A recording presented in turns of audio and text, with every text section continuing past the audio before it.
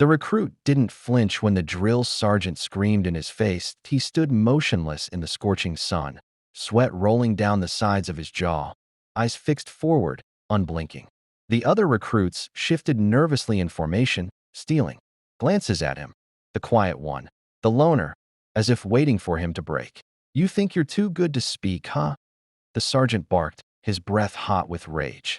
"Answer when you're addressed, private."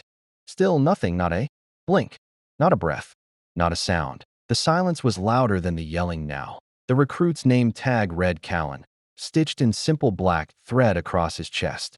His boots were polished to perfection, his posture military grade. But it wasn't arrogance that fueled his silence. It was something heavier, something deeper. The sergeant stepped closer, now chest to chest. "You deaf, Callan? Or just dumb?" A few recruits stifled nervous chuckles. One of them shook his head slightly, regret creeping in. But no one said a word. They knew better. Callan didn't move, but something caught the sergeant's eye.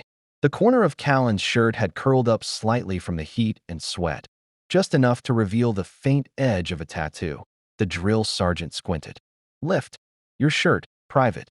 Still, Callan didn't move. Now, reluctantly, Callan reached down and lifted his shirt just enough. The platoon fell silent. The air changed. There, across his ribs, etched not in fresh ink, but old and faded, were 4 names. Small, block letters. No color, just black.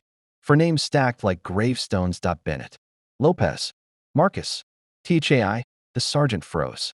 His lips parted slightly, the anger in his eyes replaced with something softer. Recognition, because those names weren't random.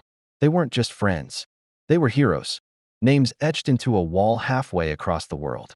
Names remembered only by those who were there. The sergeant stepped back, slowly. "How old are you, private?" His voice dropped, not in volume, but in weight. 24, Callan said quietly. His first words in 4 days. The sergeant nodded, eyes still fixed on the names. "You were in Kandahar?" Callan didn't answer. He didn't need to. The silence told the truth. He had worn a different uniform before. Not this fresh recruit's attire, but combat gear weighed down with blood, sand, and memory. He had lost those names on his side in one afternoon that he hadn't spoken much since. Now he was back, not because he had to be, but because something inside him needed to be. Maybe to finish something. Maybe to feel useful again. Maybe because ghosts follow closer in silence. The platoon didn't laugh anymore. The sergeant stood upright, his voice no longer that of a man shouting at a subordinate, but of a soldier speaking to another. "At ease, private." Callan stepped back into formation, but the energy around him had changed. He wasn't the quiet recruit anymore. He was a survivor, a soldier among soldiers. And the drill sergeant? He turned to face the rest of the group. "You'll meet men like Callan, men who carry more on the inside than you'll ever see. When they don't speak, it's not weakness, it's discipline earned in fire." There was no lecture after that. No more yelling. Just a long pause. A weight shared across the field. From that day forward, Callan remained mostly silent. But the silence no longer felt empty.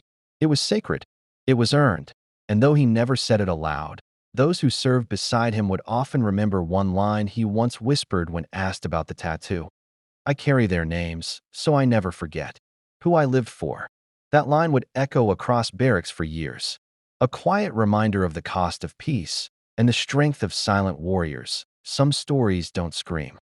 Some whisper through scars. That if this story moved you, tell us where you're watching from. Backhand index pointing down, share your thoughts in the comments.